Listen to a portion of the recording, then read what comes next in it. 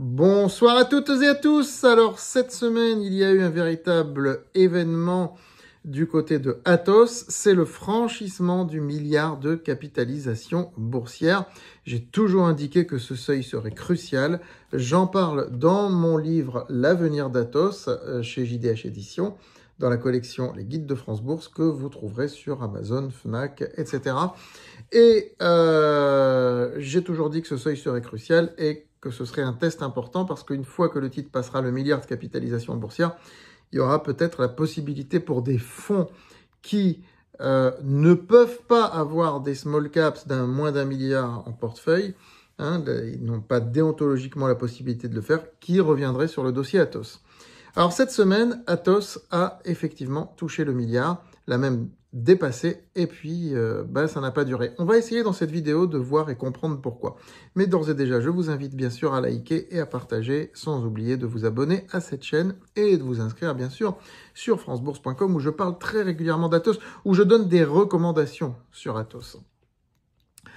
Alors, donc, si on voit le graphique de la semaine, comme vous le remarquez, voilà, l'horizontale bleue sur le graphique représente le milliard de capitalisation boursière qui se situe à 51,2, 51,3 euros. Donc, on est clairement passé au-dessus cette semaine et ce qu'on remarque, c'est que ça n'a pas duré puisqu'on a replongé et surtout ce vendredi en fin de semaine. Les volumes n'ont pas été élevés tout au long de la semaine, et en particulier lorsqu'on a passé le milliard. Ça s'est fait, il y a une petite volumétrie, mais ça ne s'est pas fait dans des volumes énormes. Donc, ça montre quoi? Que les fonds ne sont pas prêts. Que les fonds importants, les fonds mainstream ne sont pas prêts pour l'instant. Ça ne veut pas dire qu'ils ne vont jamais l'être. On est d'accord. Mais pour l'instant, ils ne sont pas prêts. On n'est pas dans le même cas de figure qu'au mois de mars, où le titre était monté jusqu'à 55 euros. C'est là d'ailleurs que j'avais recommandé à mes abonnés sur France Bourse de vendre la moitié de leur position sur Atos pour amener le prix de revient à zéro, puisqu'on avait acheté à 25 à la fin d'année 2024. Et là, c'était fulgurant, je veux dire, c'était une espèce de bulle frénétique qu'il y a eu sur plein de valeurs. Eutelsat, Atos, tout ce qui touchait à la souveraineté européenne. Ça a été une bulle d'une journée, de 2 jours. Et c'est retombé. Donc Atos s'est retombé comme tous les autres. Là, c'est différent. Là, le mouvement était construit. Regardons le graphique sur 6 mois.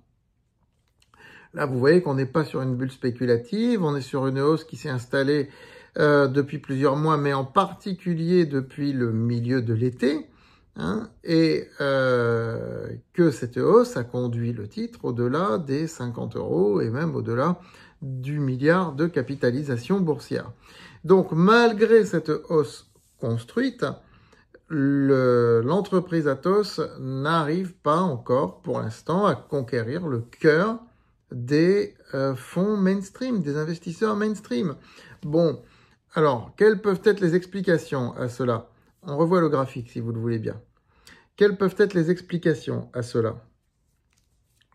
Tout d'abord, on est fin septembre.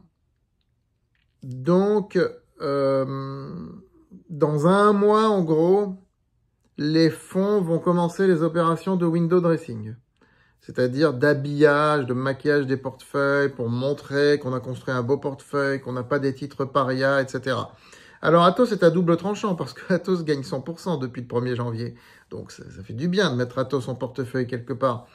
Mais sur des fonds spéculatifs, sur des fonds recovery, pas sur des fonds de grande capitalisation où vous allez trouver du LVMH à côté. Vous voyez ce que je veux dire?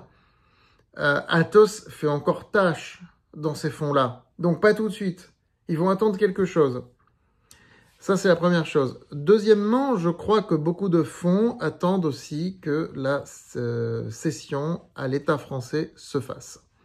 Voilà, pour l'instant, le dossier, on n'en parle plus, je sais pas, c'est absent du narratif en ce moment. Et ça, je vous ai toujours dit que ce serait une condition importante pour qu'on puisse vraiment, sereinement, monter sur le titre Atos et dépasser le milliard. J'en parle même dans mon livre L'avenir d'Atos de ça. Vous voyez, il est récent, il a été publié début septembre. J'ai terminé de l'écrire le 1er septembre. Donc, nous sommes le 25, il est toujours totalement d'actualité. Nous sommes le 26 même, je crois. Et donc, vous avez comme deuxième raison, effectivement, ce que je viens de dire. La troisième raison, eh bien, c'est qu'il y a des prises de bénéfices. Et qu'à un moment donné, quand on arrive sur une résistance, si le titre ne continue pas de monter, qui plafonne, qu'il hésite, il y en a toujours qui prennent des bénéfices. Parce que le titre, il fait 100%. Il fait pas 10%. Il fait 100%. Et même depuis le mois de juillet, là, quand il a commencé à monter, il fait 80%. Donc, c'est normal qu'il y ait des prises de bénéfices. Vous feriez quoi, vous? Franchement, vous feriez quoi? Moi, j'avais recommandé à mes lecteurs de prendre des bénéfices à 50 € au mois de mars. Donc là, j'ai pas besoin de recommander à nouveau de prendre des bénéfices. Mais donc, c'est tout à fait normal.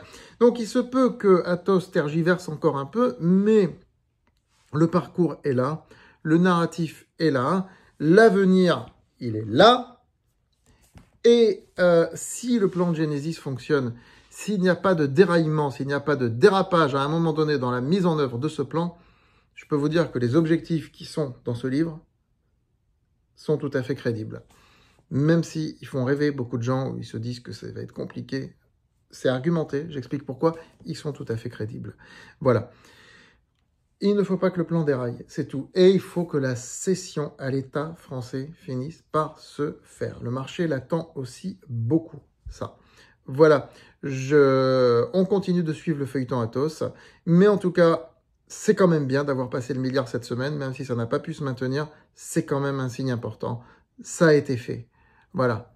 Hein, on va peut-être pas le refaire tout de suite, ou bien dès la semaine prochaine, si ça se trouve, le titre va remonter au-dessus. Hein, j'en sais rien, mais on verra. Mais j'ai pas de boule de cristal. Mais toujours est-il que je peux vous le dire, sur le plan narratif, c'est un très bon signe. Ça montre un gage de confiance qui a eu lieu cette semaine. À très vite.